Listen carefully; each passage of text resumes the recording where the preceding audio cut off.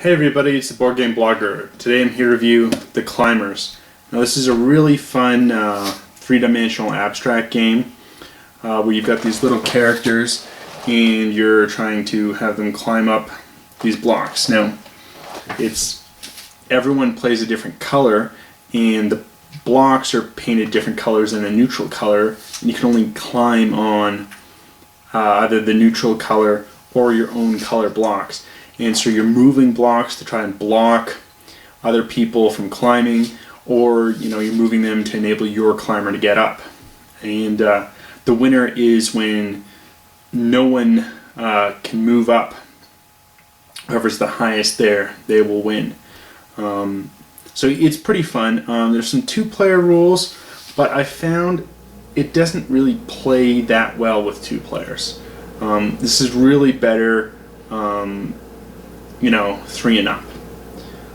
So if you're looking for just a two-player game, I mean, there are rules for playing two-player. I just didn't have as much fun playing two-player as I did multiplayer. So that's something you might want to keep in mind. But it's really fun. It's a great game put out by Strategic Space, and let's take a look at how it plays. So here's the board, sort of on a setup, and it's going to be kind of a different random setup each time, and you're going to set up the board before people actually pick their color, and it's going to be a random color, so you're not setting it up to to make it stronger for yourself. Here's the rule book. It's decent, but I was actually taught this game by someone else, so I'm not sure how best to really evaluate it, because I did not learn through reading the rule book like I do most games. So that's something to keep in mind. I found, having learned it, it was quick and easy to refer to, but I'm not sure how strong it is in actually learning the rules. There's no index, no table of contents, but it is a pretty small rule book. So here's some alternate rules, and they kind of tell you some basic strategies.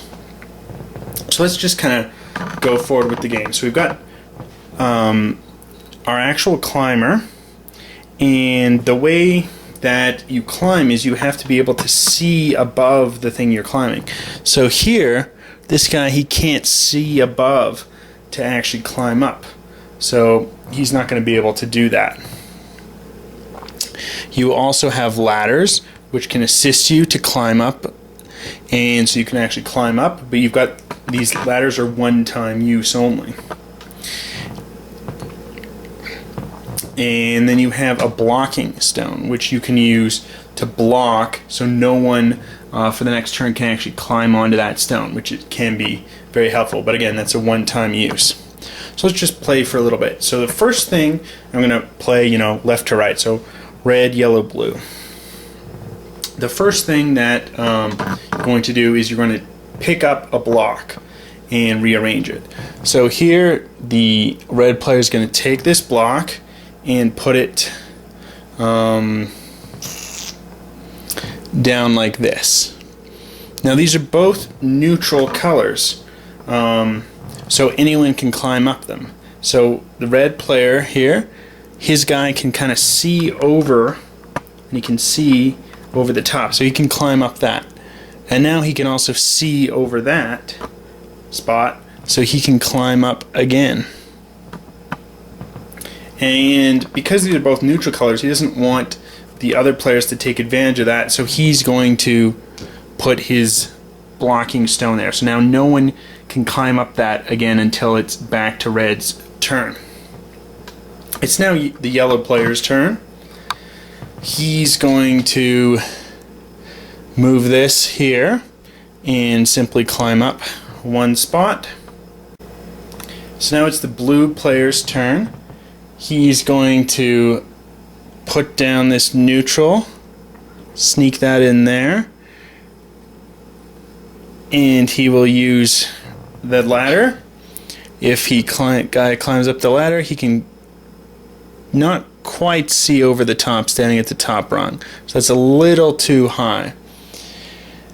So he, in fact, when looking at the back as well, he can't actually climb up, so he's going to have to stay there. So that was a poor move by the blue player. It's now the red player's turn. Red player is going to use one of these ladders. He'll climb up. He can see over, so he's up there. Now this is still red, so he can move forward. He can see and he can climb up there. And now it is the yellow player's turn. He's going to take this block, move there, and he can see over that and will climb up. Now it's back to the blue player. Blue player here this time will use a ladder over here after moving that to there. And the blue player can go up this ladder, can see over it, climbs up, and can climb up again. And it's back to the red player. And this will keep going now until, no players can actually move on a turn. And you can choose to not move. So let's say it's the red player. He thinks, oh, no one can move further. Let's say everyone's already spent their ladders, for instance. He can choose to not move. Even let's say he moves this block and moves it like that, and he could move up. He thinks he's already in a position to win. He says, I'm not moving. And if these other players can't move up, the red player is going to win. But, it wouldn't be a smart move now. He'd probably want to keep moving up. That's sort of how the game works. You're just moving the blocks. You're building things, higher and higher. And you have to move up. But what's neat is you can only move on to your own color space.